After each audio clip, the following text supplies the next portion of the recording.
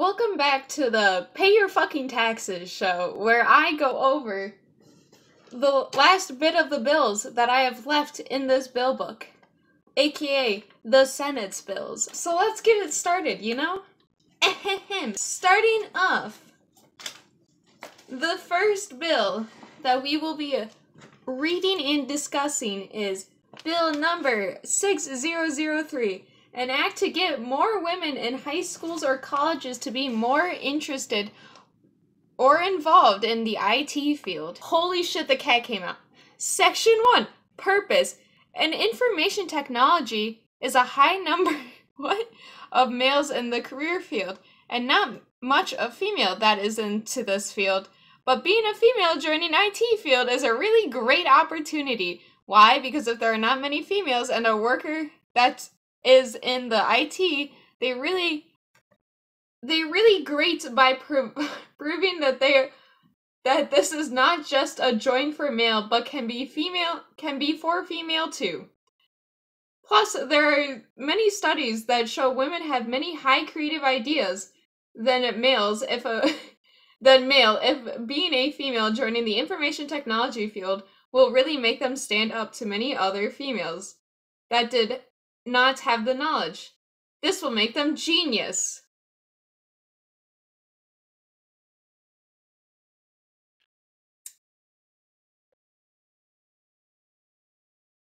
You know what alright.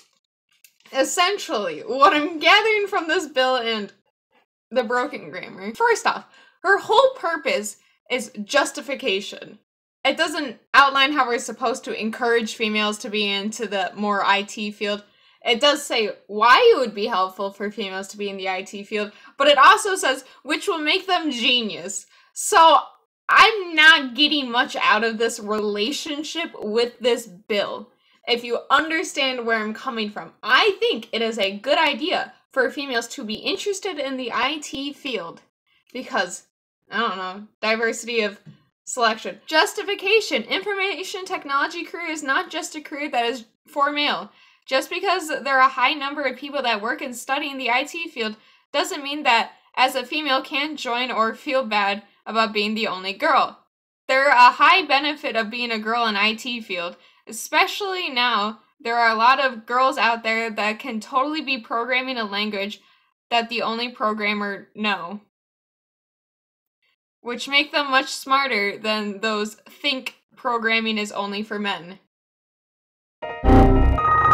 Sure. Funding. No funding needed. Students that is interested in IT and want to be a programmer or so will just learn in school/college. Some great programmer out there can totally learn them at home by using internet sources.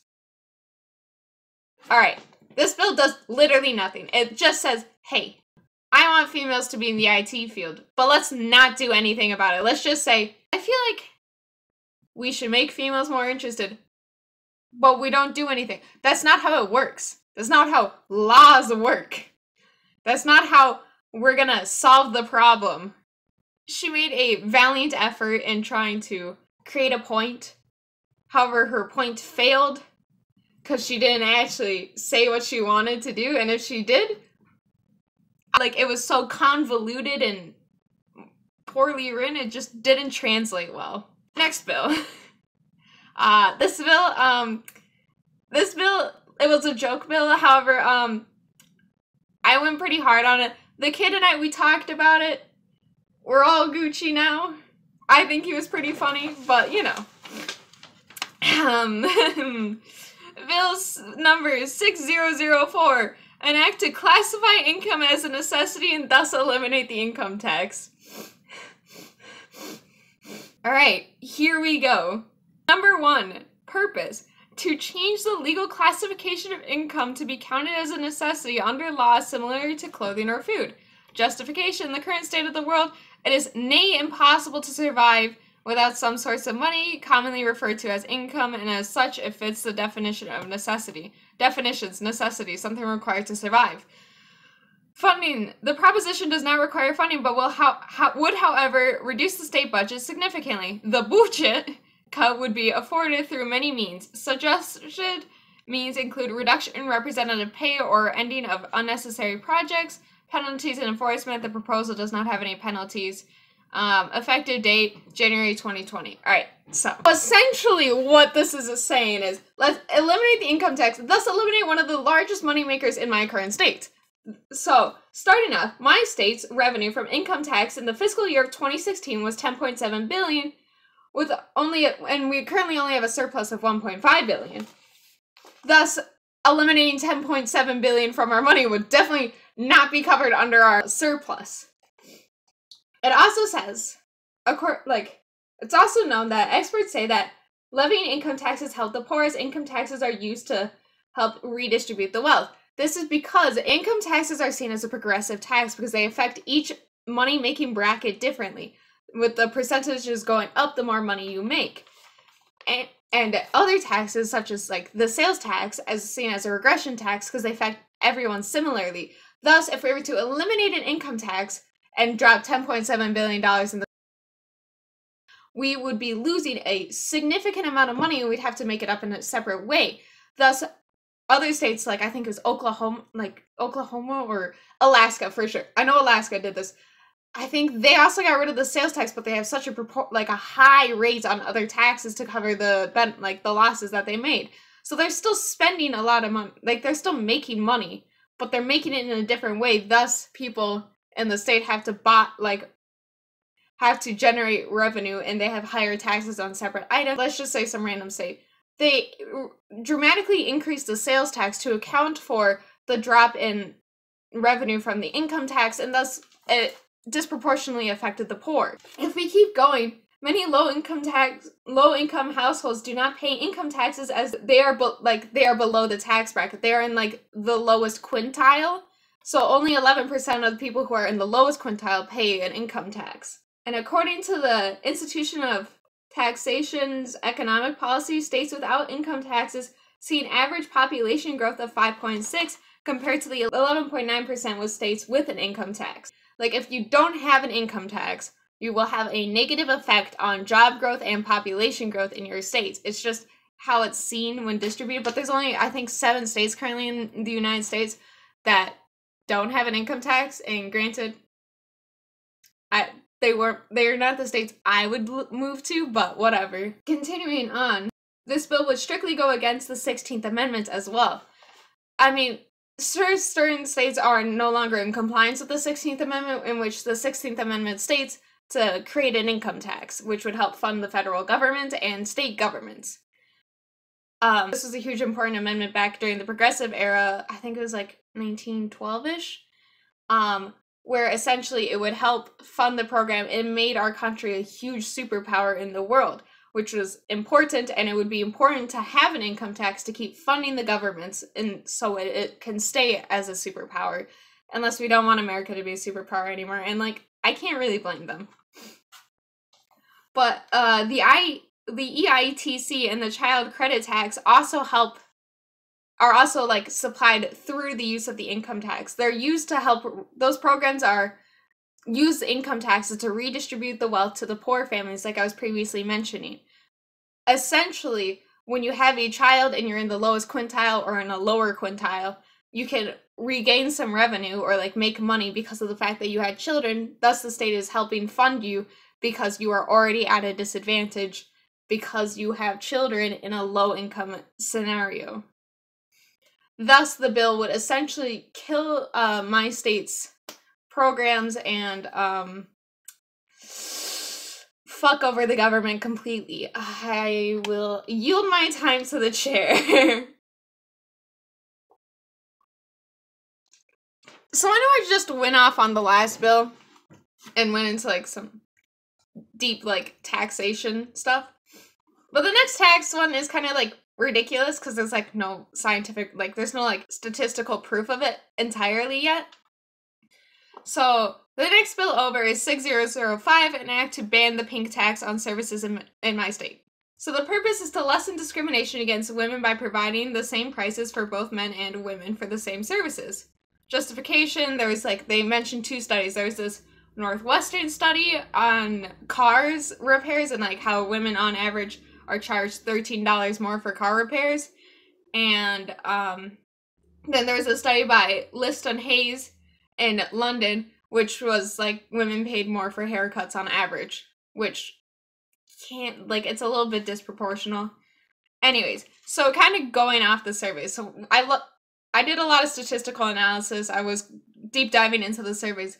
So the survey that she used for haircuts was solely in London, and it was a simple random sample of those who lived in London. However, that cannot be extrapolated to my population all the way across the world, if you understand what I mean. It's like a kind of a statistic thing. Say, I study one school about, like, the average GPA. That cannot be translated to the other school because maybe the other school is less fortunate and doesn't have the same, like, funding, thereby their GPA is lower than the school over here. If you understand what I'm saying, it's like, just because one thing is this way over here doesn't mean it's going to be the other way over here. It's extrapolation. Thus, we cannot conclude that the pink tax is real in my current state if we're taking something from an entirely different country. Also, going off of the Northwestern study, it showed, like, in their preamble at the start and in, like, their kind of conclusory statements, it was saying, essentially, females, or, like, people who didn't know a lot about car repairs would often find themselves paying more. Thus, it wasn't actually a gendered issue, it was, in fact, a knowledge issue. Thus, it makes a little bit more sense why males pay less, seeing as many more males are more interested in cars. Thereby, females will find themselves paying more for car repairs. The only way to curb this problem is for females to be more aware of car costs and, like, maintenance. Thereby, this bill is already, like, not providing sufficient evidence, and thereby we cannot conclude that this is something we need to, like, put into law, since there's already certain acts going in that are already in law that essentially deal with this, however, just didn't state women and males. Moving on. Next bill. Bill number 6009, an act to require all businesses to offer an optional 3 hours of paid exercise per 40 minutes of work to employees. This one, like, it's not... If you understand what I'm gonna say, you understand why it's kind of ridiculous. So essentially, the purpose is giving employees an optional 3 hours of paid exercise for every 40 hours of work will benefit their well-being physically and mentally. Having this dedicated time frame for exercise will improve concentration, enhance creativity, lessen stress, and boost employee engagement. This will not only benefit the employee but the business because of the new proactiveness within the business. Justifications. A study presented by the American College of Sports Medicine shows that 60% of employees said that the time management skills, mental performance, and ability to meet deadlines improved on the day they exercised. Employees who actively exercise will have less sick days because they are healthier, and this may be a stretch, but it's a long-term effect. All right. Funding. Initially, some businesses will lose money from a shortened time working during the week, but this will benefit them in the long run with more efficient work hours. However, so when we were debating this bill, we got into a heated spat, I'd say, on, I think it was the Senate floor. Can't fully remember. But essentially what she was saying, the bill author, that businesses need to, like, fund them, thereby they need to create their own gym. Thus, the businesses are losing a lot of more money than what she was originally stating. They're losing money because they need to fund building a gym and then letting their employees work for, like, make money for work they are not doing. This is sort of similar to the cancer bill that I talked about last time, except I feel like this one's way more egregious and not productive. I feel if you want to better your lives, get your own gym membership. Don't force your business to do it. Next bill. Oh, this one was... I didn't get to see this bill because it kind of got killed in, committee. And this was no longer in the Commerce Committee. This is the first bill that is in the Education Development. An act to limit schools from having to take students' personal electronics. Purpose, to discourage teachers from taking away students' personal electronics unless the student is being a distraction to others around them, i.e. everyone else can hear their music. So what I'm hearing is they can still take away the electronics. It's just now there's discouragement from taking away the electronics. This bill does nothing Justification, some kids are good multitaskers. That doesn't mean we should stop taking from electronics from students who aren't good multitaskers. Just because a handful are good doesn't mean the rest aren't. It's a non-problem, I'd say. Getting your electronics taken away till the end of the day is not something we should be really pressed about in the American society, I guess. Like, I see students who have their phone out and they'll do terrible on a test, even though they claim they're great multitaskers. Thereby, we're not setting a limit. Thus, students should just not have their electronics out at school. Next bill. Oh, fuck. I'm gonna get a little bit of flack for this one, but trust me when I say this, alright? Bill number 6102, an act to promote student welfare through mandatory educator mental health training. I agree with this bill. I totally agree with this. However, my gripe always comes in the funding section, in which it says, funding for this program will come from my state's general fund and will be distributed to local school districts based on the cost of the mental health first aid training program, multiplied by the total number of untrained employed educators and expected number of vacancies to be filled by untrained educators for each school year, as reported by my state's Department of Education by the beginning of each school year. Essentially, again, like I said, this is a catch-all. Like, this is, whenever there's a bill and they don't know how to fund, they'll say it comes from the general fund. We cannot say it comes from the general fund. I think my state has like 1,188 public high schools. I think we have 336 districts. For the mental health training, I don't know how much it costs. I didn't look it up, but it's gonna probably cost a lot of fucking money. We are saying that, say like half the teachers at a school are not are not aware. We'd be paying, I don't know, maybe like $1 billion to like make sure every teacher was able to do all this mental health training at and that's a ridiculous cost.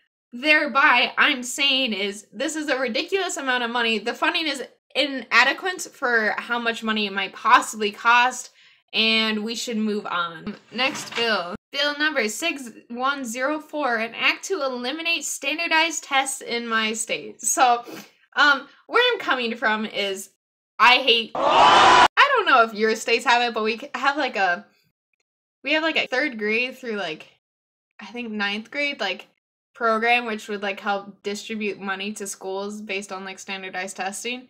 And like, I'm not gonna say what it is because you could like find me, but you could find me through a lot of the facts that I'm spewing. Anyways, so essentially what it's saying is the purpose is to eliminate the need for teachers to stray their lesson plans in order to prepare kids for the test. No teacher really does that. It's my state's regulation guidelines are what teachers teach. They don't teach based on what the test asks them to teach. So that's already like an incorrect statement. Justification, standardized tests include content that has not been covered yet or will not be covered at all. So teachers have to go out of their way to try and teach kids materials that they are not ready for, just so kids will place better on tests. That's just simply not true. Some schools might do that, but my school definitely did not. We did do some practices for standardized testing, like back in like 5th grade, when your education didn't matter that much and you would be going on to higher education in the next year anyways. Essentially what I'm saying is standardized tests aren't bad. Woo! They're definitely stressful and they'll make your wrist hurt when you're done with them, but they're not bad. And this bill's justification is so loosely based off of something that she had improved. Thereby, I cannot support a bill that is so loosely connected. I yield my time to the chair. Next bill.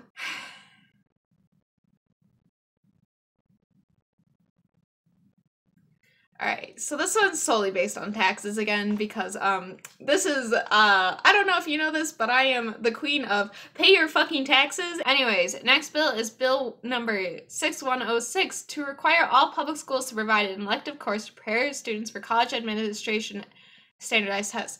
There's already, courses to do this, however, we're gonna move on from that.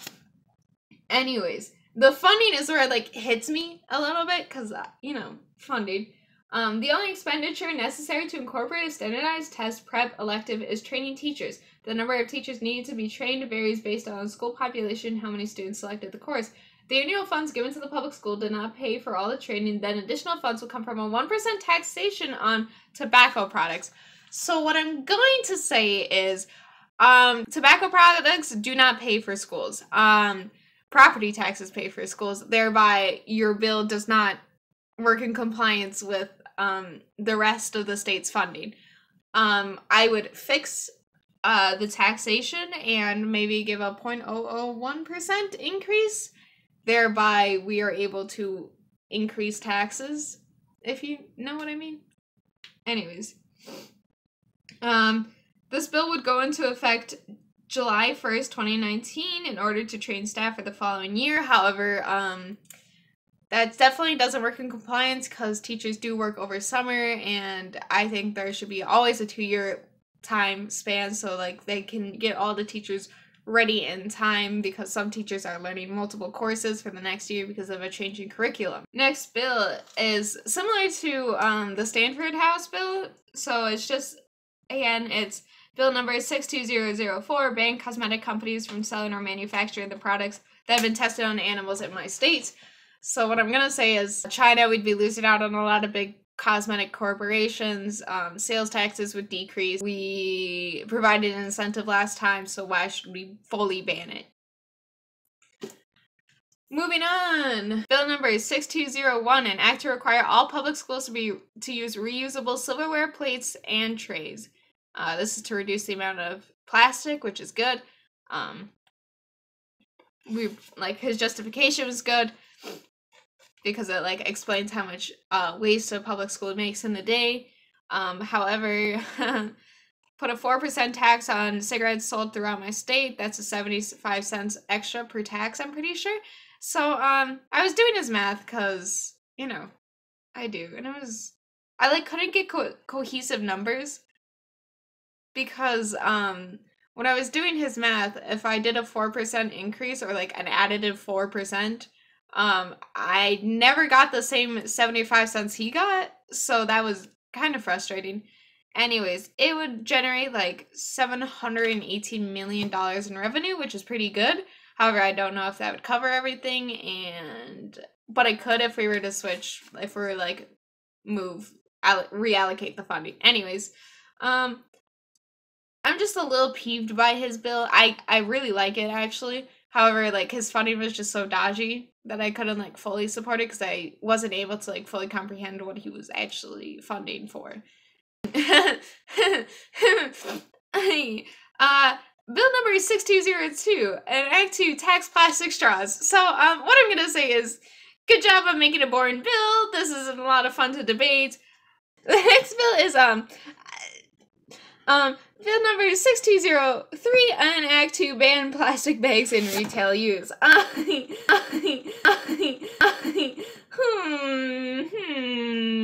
No.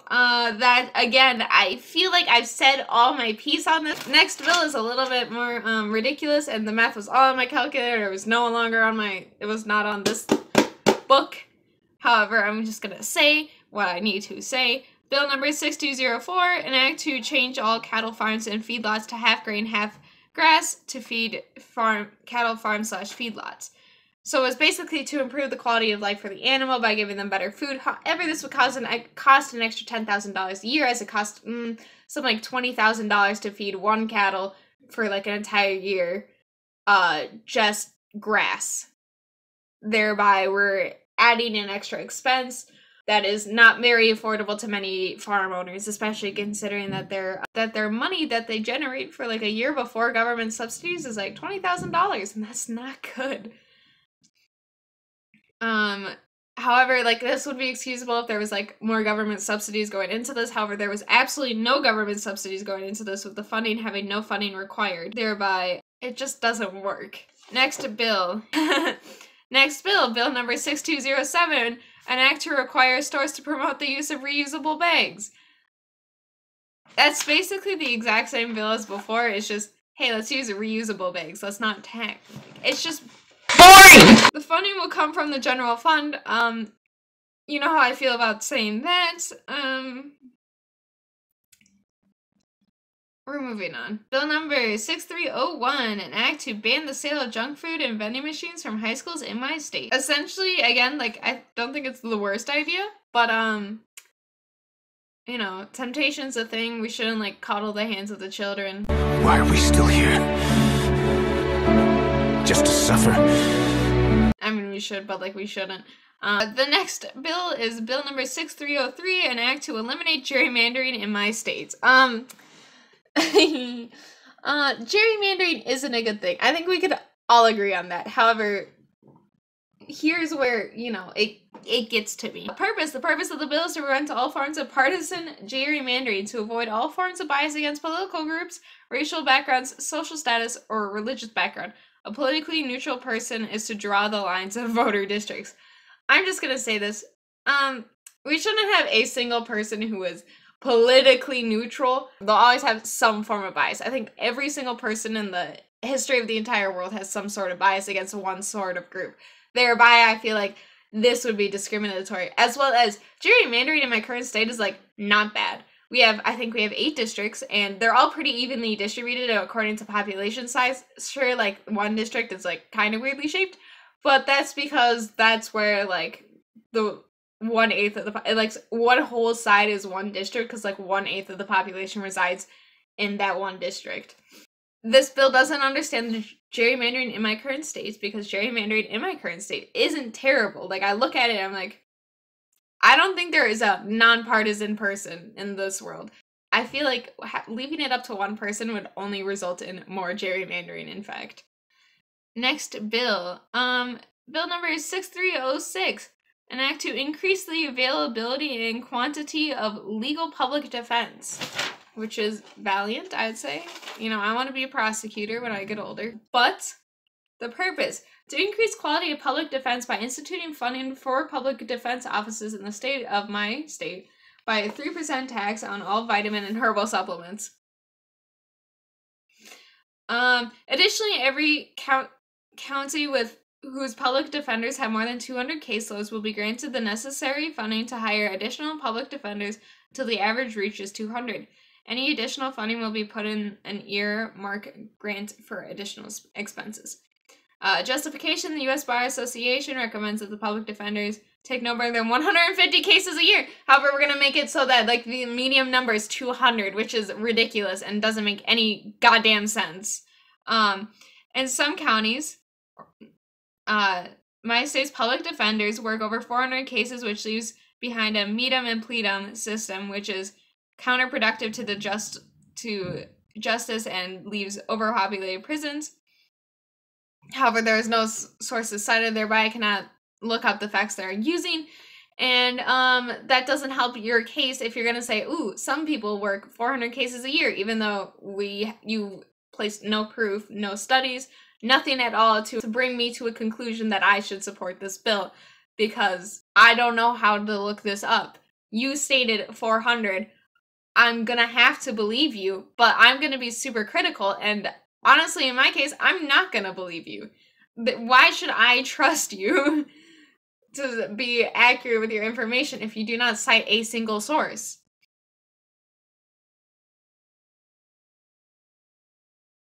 Continuing on, the funding is on a 3% tax on vitamins and herbal supplements shall provide this funding. However, that makes next to no sense, but whatever.